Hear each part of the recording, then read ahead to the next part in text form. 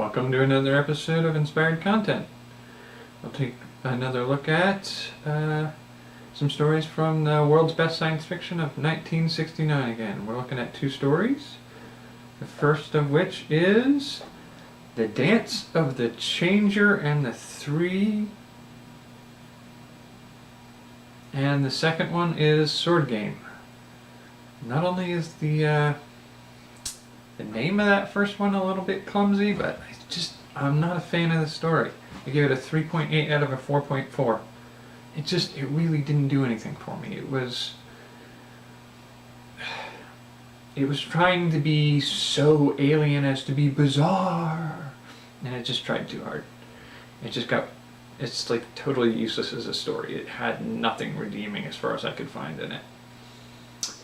Sword Game, I gave a 5.6 out of a 5.9 because I actually really enjoyed the premise and some of the execution, and I liked the fact that the ending was not super predictable.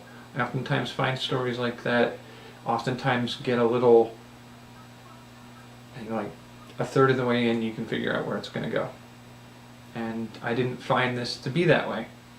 It was a little wandering in the way the story went, but I kind of enjoyed it nonetheless. So the ideas they inspired, however, are the aliens in this case are human spirits, thus they converted the other humans in the end of the story into more of their own, and this is the big discovery they made. This is how they figure out how to make more of them, so that it isn't just the same ones over and over again. Maybe they don't have to be human spirits. Maybe they can just be spirits of any being, and they're helping convert the other human beings, but it looks like they're destroying them. The aliens are a larval form of the storm at the center that they're so afraid of, and something they need to expose themselves to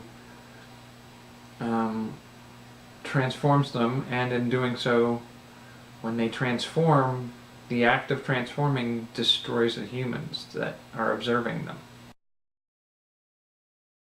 The discovery of reproduction in a species that has never done so in the past.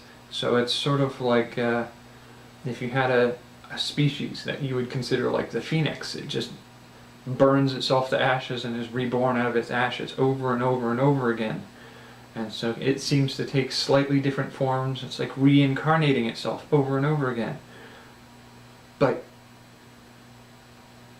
there's always been the same number, and there will always be the same number of them, and nobody thinks anything different until these three adventuring beings travel in towards the site of their origin, only to uncover the truth of it all and the idea of how they can produce more of their own kind.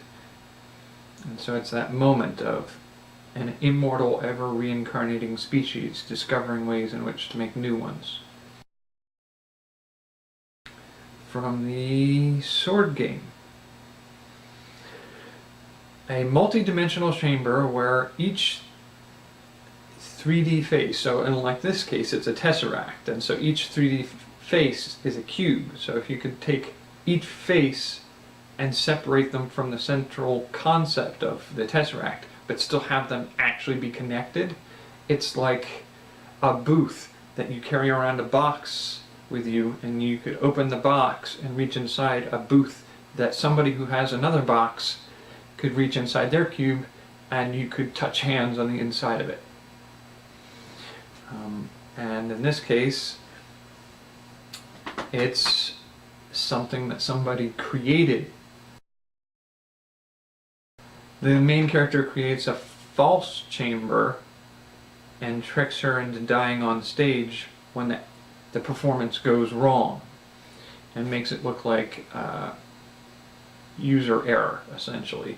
And he thinks he's going to get away with it, but then when things start to suggest that he's not going to get away with it, he's forced to flee into the real multi-dimensional tesseract when he might not get away, and only manages to get himself back out in the far future in a dystopian world where he's outdated and not able to function in any way in the future world that's so crushingly savage and brutal.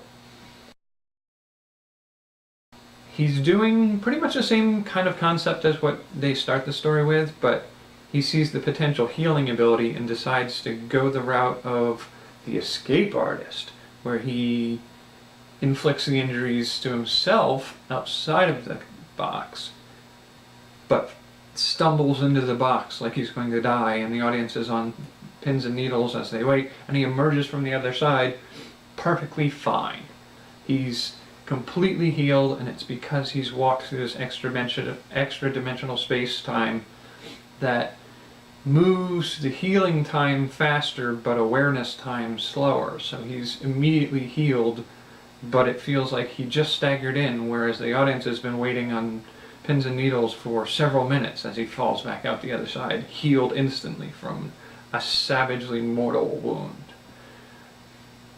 But one performance he's doing at one point, the container catches fire, and he has to decide, does he die on the outside of the container from the mortal wounds that he gave himself during the performance, or does he go into the burning container knowing that once he's inside, his only way out will be destroyed? He'll be stuck inside timeless, extra-dimensional space with no way back. And if so, could you write the story of what it's like within that timeless, extra-dimensional space? Does he have adventures in there? Are there other people who have fallen into that type of thing? Alright, so those are the ideas and inspirations I got from these stories. Hopefully there's something in there that you can use, and I will see you for the next episode.